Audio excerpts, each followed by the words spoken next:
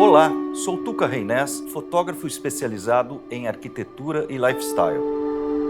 Publiquei minhas fotografias em dezenas de revistas, como Metropolitan Home, Casa Vogue, Traveler Condé Nast, Wallpaper, Elle e AD.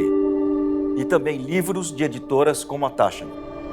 E além disso, minhas obras também estão presentes em diversas fundações e museus do Brasil. Minha formação como arquiteto me aproximou da fotografia de interiores. Quando o cliente encomenda esse tipo de fotos, é importante entender a história do local, estudar a sua orientação solar e selecionar as suas perspectivas mais interessantes. Uma boa fotografia de arquitetura de interiores potencializa a imagem de qualquer espaço. Neste curso da Doméstica, você vai aprender a fotografar interiores arquitetônicos, seja para redes sociais, editoras ou projetos pessoais. Vou te ensinar desde os primeiros passos da configuração da câmera até a edição final das fotografias, escolhendo sempre o melhor ponto de vista e usando a luz natural.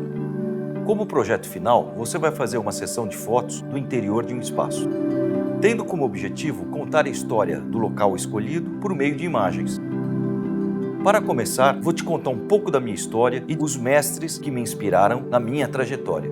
Vou falar da abrangência desse tipo de fotografia e de seus diferentes mercados. Também vou usar como exemplo os trabalhos que fiz e te contar o que eu aprendi com eles. Veremos juntos o equipamento necessário para realizar uma sessão de fotografias de arquitetura interior, como câmeras, lentes e acessórios. Com o equipamento separado, iremos para o local da sessão das fotos. Conheceremos todo o espaço e entenderemos a história que será contada com as fotos. Depois vou usar dois aplicativos que ajudarão a entender as condições de tempo e luz.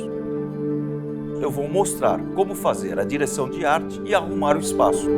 E finalmente estaremos preparados para colocar a mão na massa. E com esta sessão teremos entre 6 e 12 boas fotos. Elas serão editadas e tratadas nos programas Bridge e Camera Raw do Photoshop. Ao finalizar esse curso, você saberá como fotografar espaços internos trabalhando com luz natural. Você só vai precisar de uma câmera fotográfica, de um computador com programa de tratamento e edição de imagens e um bom calçado para caminhar. Este curso está dirigido a qualquer pessoa que tenha interesse em arquitetura, fotografia ou decoração e queira aprender a capturar imagens por meio das diversas possibilidades da fotografia.